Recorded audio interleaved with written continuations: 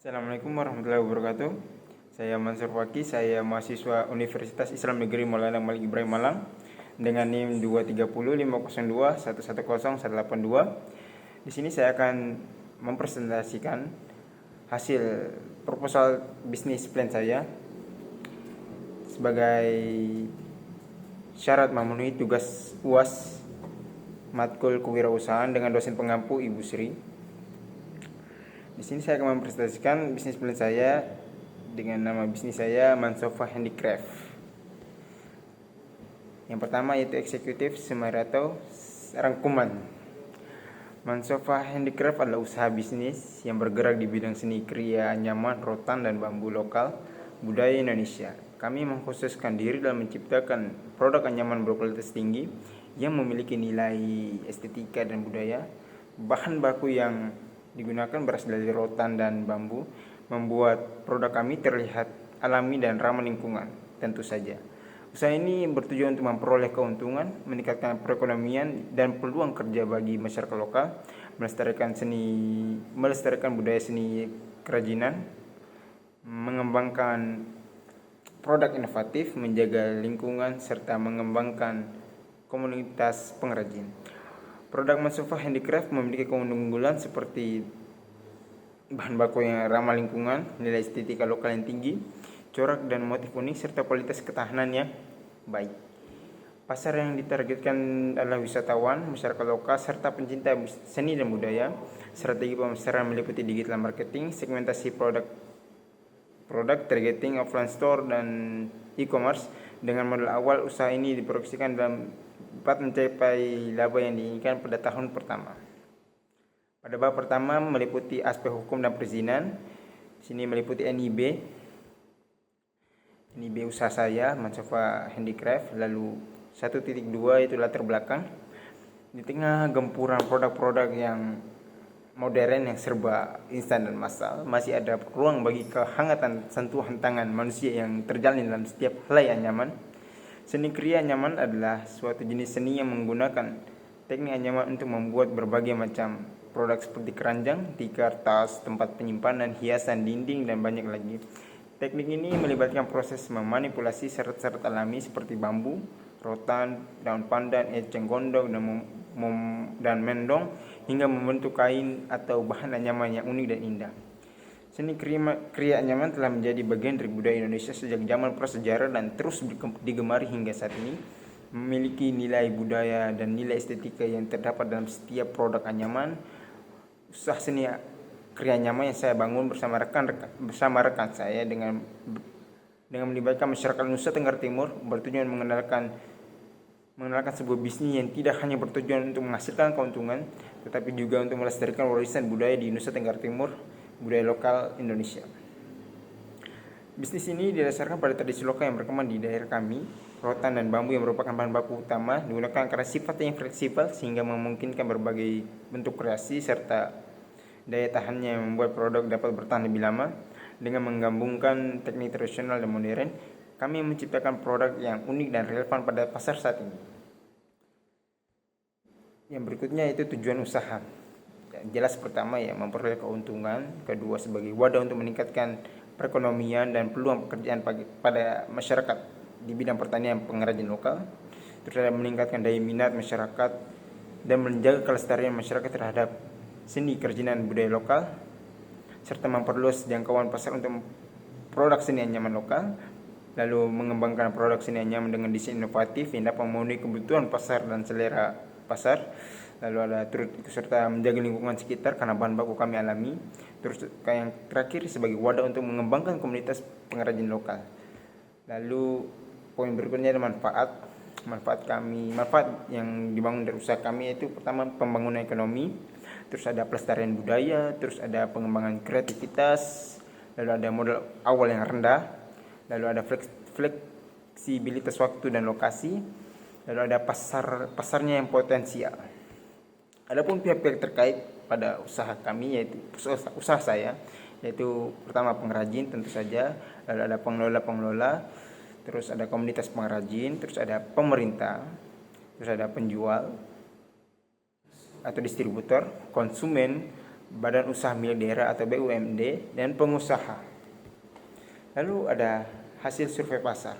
Menurut hasil survei pasar yang saya analisis, menunjukkan bahwa kondisi usaha seni kriya nyaman dari aspek konsumen dan produsen mengalami fluktuatif.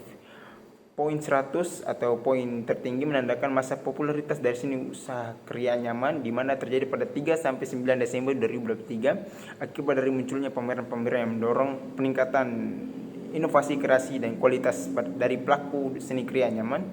Poin 50 atau poin menengah menunjukkan sepenuhnya, dan poin 0 atau poin terendah menandakan tidak tersedia cukup data untuk analisis tersebut. Poin 50 tersebut terjadi pada pertengahan tahun 2023. Terus ada di periode 2023. Poin 0 juga terjadi pada periode 2023 di pertengahan. Lalu ada tentang masih meliputi aspek ini ya, survei pasar.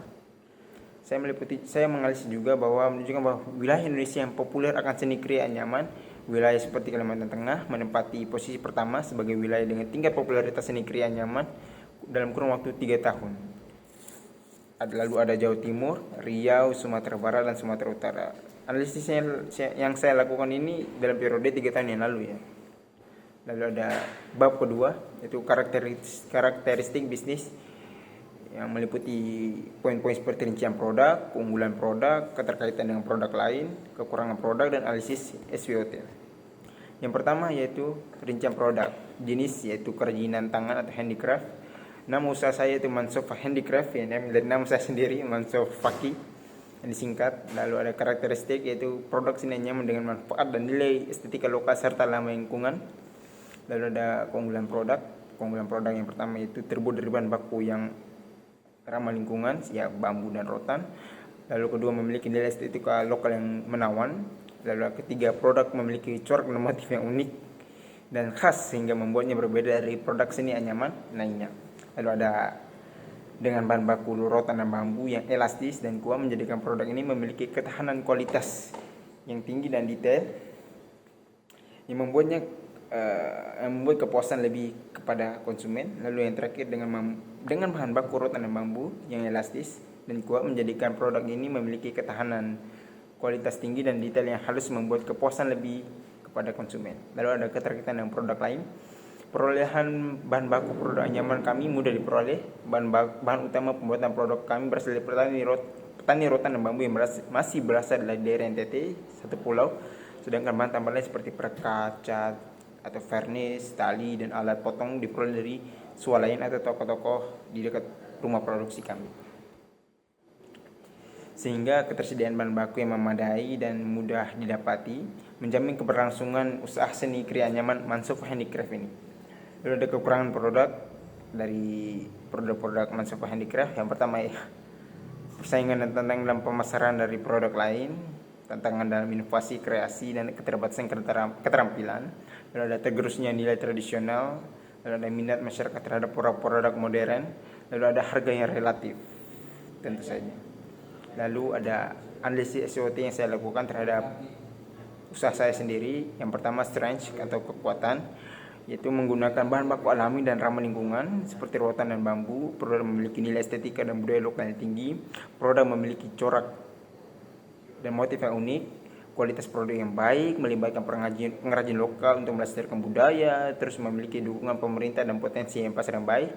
Terus ada weakness, kelemahan, persaingan dengan produk yang lebih praktis, keterbatasan keterampilan dan inovasi, tergerusnya nilai tradisional, minat masyarakat yang cenderung lebih tertarik kepada produk modern. Terus ada harga yang relatif tergantung produk. Lalu ada opportunities atau peluang, pasar pariwisata yang menyukai produk kerajinan lokal. Terus ada perkembangan e-commerce sebagai platform pemasaran strategis. Terus ada potensi ekspor ke pasar internasional yang tertarik pada produk handmade, tren konsumen yang semakin menghargai produk ramah lingkungan, peluang menjadi produk cenderamata, dan merchandise perusahaan.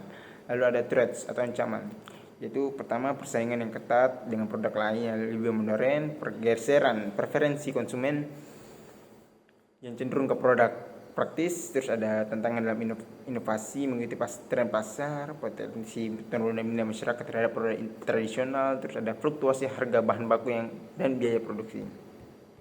Terus bab berikutnya itu manajemen dan organisasi. Yang pertama profil konsumen. Industri seni kriya nyaman di NTT ini telah menjadi bagian integral dari kehidupan sosial dan ekonomi masyarakat setempat.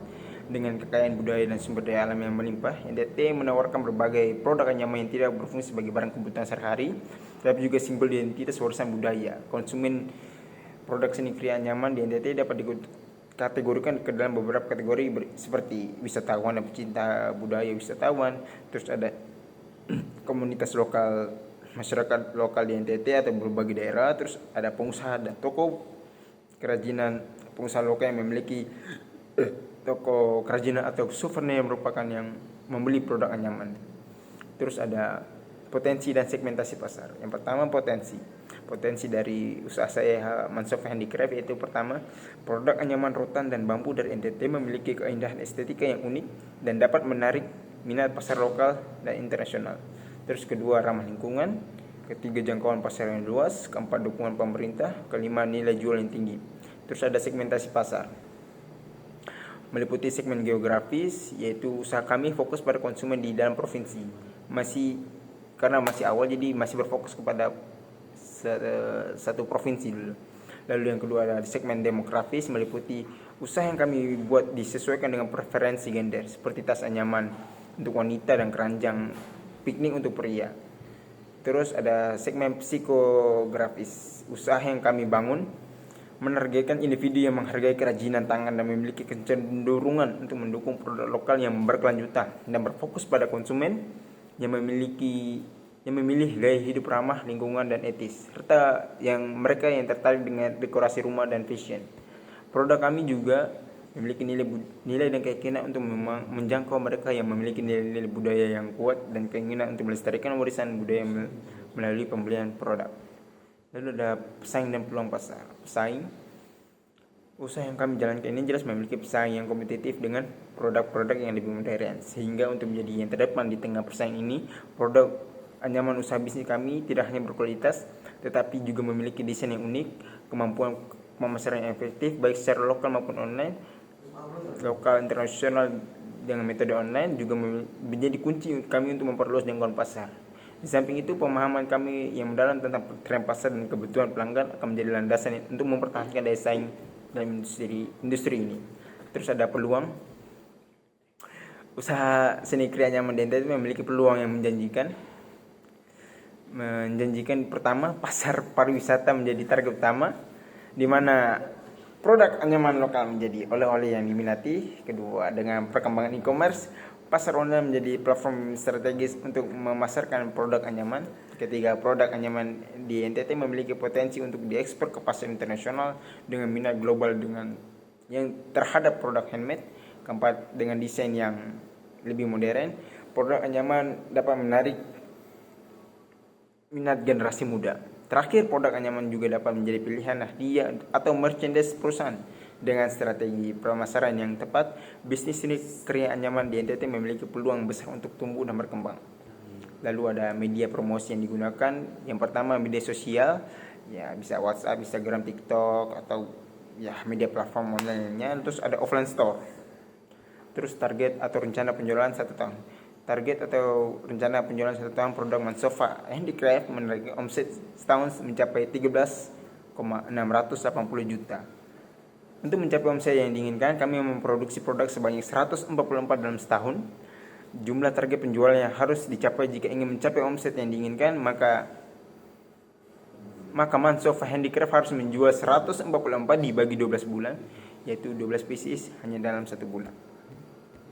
Terus ada strategi pemasaran, yang pertama digital marketing, terus yang kedua segmentasi produk, merupakan produk anyaman yang memiliki nilai budaya dan nilai estetika yang terdapat pada setiap anyamannya, serta keunikan motif menjadikannya daya tarik bagi masyarakat. Terus ada targeting, target dari produk Mansofa Handicraft adalah para wisatawan, masyarakat, serta para pecinta seni lokal. Terus ada offline store. Penjualan online ini bertujuan agar konsumen ini bisa melihat produk secara langsung. Terus ada e-commerce, online store seperti Shopee, Tokopedia, TikTok Shop kami gunakan sebagai tempat untuk mempermudah konsumen melakukan pembelian secara online. Terus ada bisnis model canvas yang meliputi key partners, yaitu pengrajin lokal, pemasok bahan baku, toko kerajinan, organisasi pelestarian budaya. Terus ada key activities, yaitu meliputi pembuatan produk anyaman kriya, pelatihan dan pengembangan keterampilan pengrajin, pemasaran dan promosi produk, penjualan dan distribusi. Terus ada key research, keahlian pengrajin, anyaman, bahan baku rotan dan bambu yang berkualitas, alat-alat anyaman, platform penjualan online dan offline.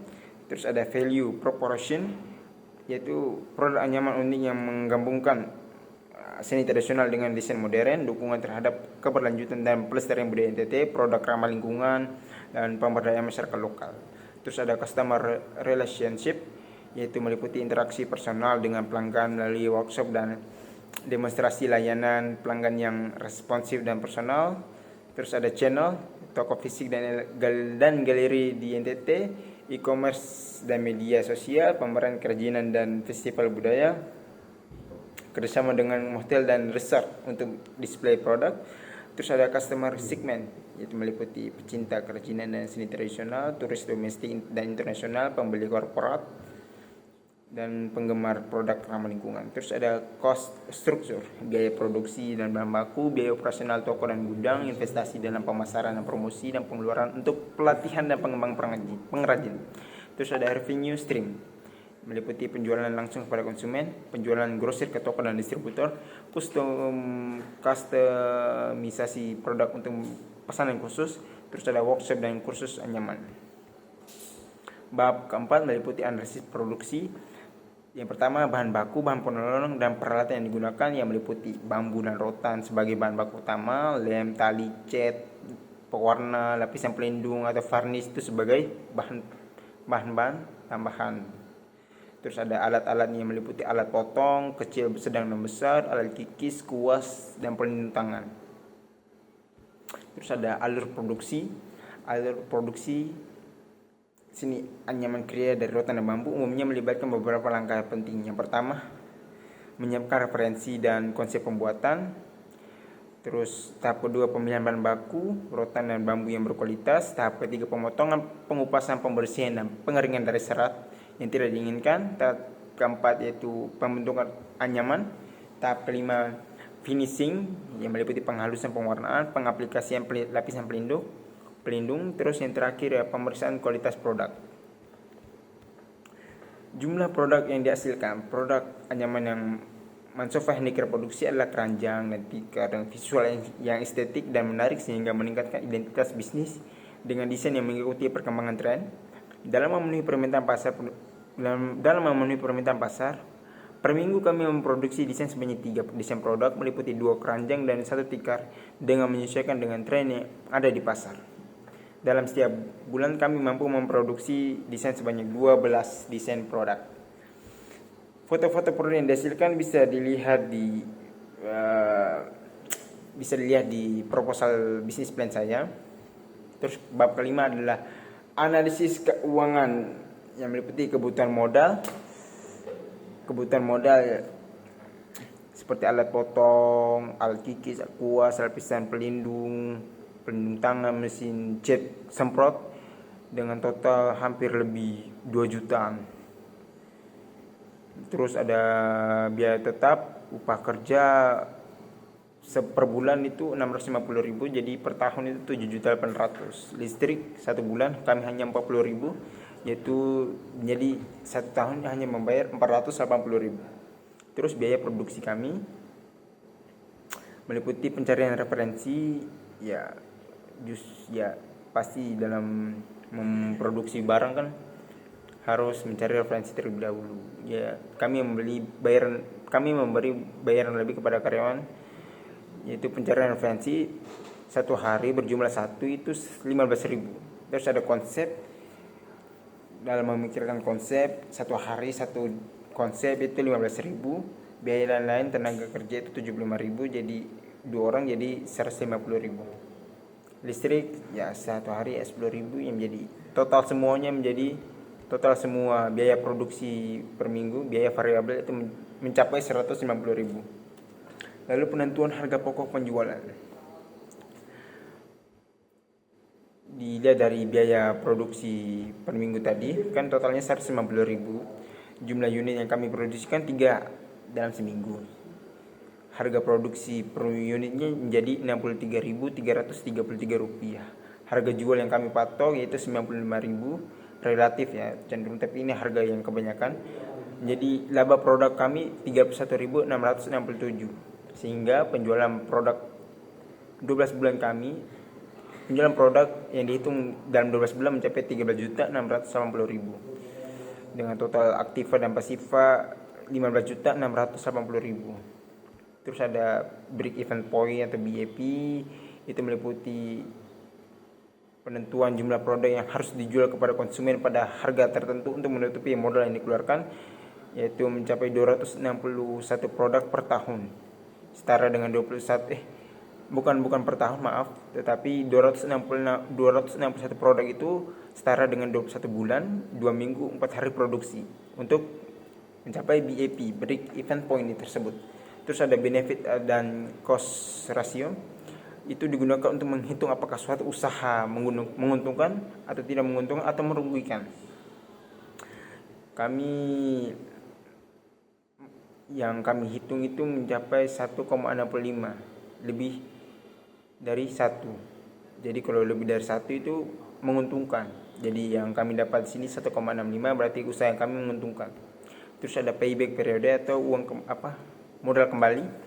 Investasi kami itu mencapai 1.870.000 yang meliputi peralatan-peralatan tadi.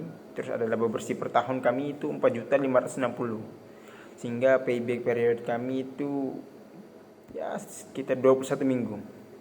Terus rencana laporan raba rugi, pendapatan kami kan 13.680.000, pendapatan usaha, pendapatan lain tidak ada, jadi jumlah pendapatan 13.680.000, beban-beban seperti beban usaha 8.280.000, menjadi laba bersih kami 5.400.000. Terus bab 6 meliputi aspek manajemen dan organisasi. Analisis sumber daya manusia. Mansofa Handicraft, sebuah usaha yang bergerak di bidang seni keranyaman, telah menunjukkan komitmennya dalam memanfaatkan sumber daya manusia lokal untuk melestarikan warisan budaya tradisional Nusa Tenggara Timur. Dengan berfokus pada pengelolaan sumber daya manusia yang efektif, perusahaan ini berhasil menciptakan produk-produk nyaman berkualitas yang tidak hanya fungsional tetapi juga dengan syarat dengan nilai estetika dan budaya. Mansofa Handicraft juga memberikan kesempatan bagi pengrajin untuk mengembangkan keterampilan dan kreativitas mereka. Terus ada pemanfaatan sumber daya manusia. Dalam pemanfaatan sumber daya manusia, kami menerapkan pembagian tugas yang jelas antara pengrajin dan manajemen. Pengrajin bertanggung jawab atas proses pembuatan produk nyaman, mulai dari persiapan bahan baku hingga penyelesaian akhir. Sementara manajemen mengatur alur produksi, pengawasan kualitas dan distribusi produk. Sistem kompensasi yang adil dengan upah tetap per bulan dan insentif berdasarkan produktivitas serta jaminan sosial bagi pengrajin turut menjaga kesejahteraan dan memotivasi mereka. Terus ada kualifikasi sumber daya manusia yang dibutuhkan. Mansofa Handicraft mempekerjakan pengrajin lokal dari masyarakat NTT yang memiliki keterampilan tradisional dalam membuat anyaman dari bahan baku rotan dan bambu dengan rentang usia yang beragam dari generasi muda hingga yang lebih berpengalaman. Perusahaan ini mampu memanfaatkan potensi sumber daya manusia secara optimal.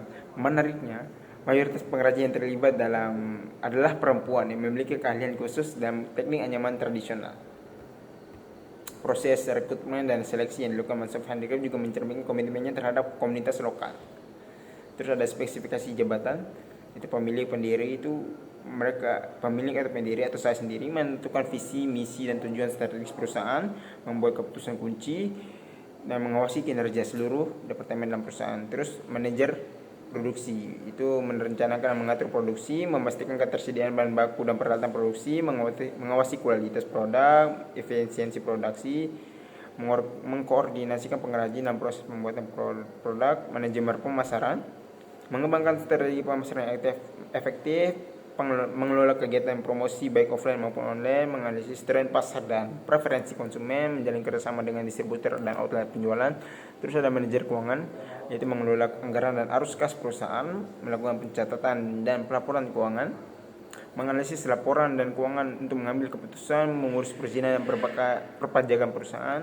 Terus ada pengrajin atau tenaga produksi, melakukan proses pembuatan anyaman sesuai dengan standar kualitas, menggunakan peralatan produksi dengan benar dan aman, menjaga kebersihan dan kerapian area kerja, memberikan masukan terkait inovasi dan pengembangan produk. Terus bab ketujuh, aspek AMDAL atau analisis mengenai dampak lingkungan. Jadi sebelum memulai usaha ini kami sudah melakukan analisis dampak lingkungan terhadap lingkungan sekitar, baik itu dampak positif atau negatif. Dampak positif terhadap lingkungan itu pertama, penggunaan bahan baku yang ramah lingkungan. Mansapa Handicraft menggunakan bahan baku utama dari rotan dan bambu yang merupakan sumber daya alam yang dapat diperbaharui. Terus penggunaan bahan baku ini mengurangi dampak negatif terhadap lingkungan dibandingkan dengan bahan sintetis. Terus ada proses produksi yang berkelanjutan. Proses produksi anyaman dilakukan secara manual dengan melibatkan pengrajin lokal, tidak menggunakan mesin dan teknologi yang dapat mencemar lingkungan. Limbah produksi dapat didaur ulang atau dimanfaatkan kembali. Konservasi sumber daya alam. Usaha kami ini turut berpartisipasi dalam menjaga kelestarian sumber daya alam seperti rotan dan bambu. Terus ada edukasi lingkungan. Melalui produk anyaman, Mansofa atau usaha kami dapat menyampaikan pesan tentang pentingnya menjaga lingkungan dan menggunakan produk ramah lingkungan. Terus ada mendorong kesadaran konsumen untuk memilih produk berkelanjutan. Sedangkan ada dampak negatifnya dari usaha kami terhadap lingkungan sekitar, yaitu pertama, penggunaan bahan tambahan. Meskipun bahan utama kami berasal dari bahan alami, rotan dan bambu, Mansofa Handicraft juga menggunakan bahan-bahan tambah seperti lem, cat, dan lapisan pelindung, yang dimana dapat mencemari lingkungan. Terus ada penggunaan bahan-bahan tersebut dalam jumlah terbatas dapat memberikan dampak negatif terhadap lingkungan jika tidak dikelola dengan baik. Lalu ada limbah produksi, meskipun sebagai limbah produksi dapat didaur ulang atau dimanfaatkan kembali, ada kemungkinan adanya sisa limbah yang tidak terkelola dengan baik. Pengelolaan limbah yang tidak tepat dapat menimbulkan dampak negatif terhadap lingkungan. Terus ada transportasi dan distribusi. Proses distribusi produk Mansofa Handicraft ke konsumen baik lokal maupun luar daerah dapat menimbulkan emisi karbon dari aktivitas transportasi.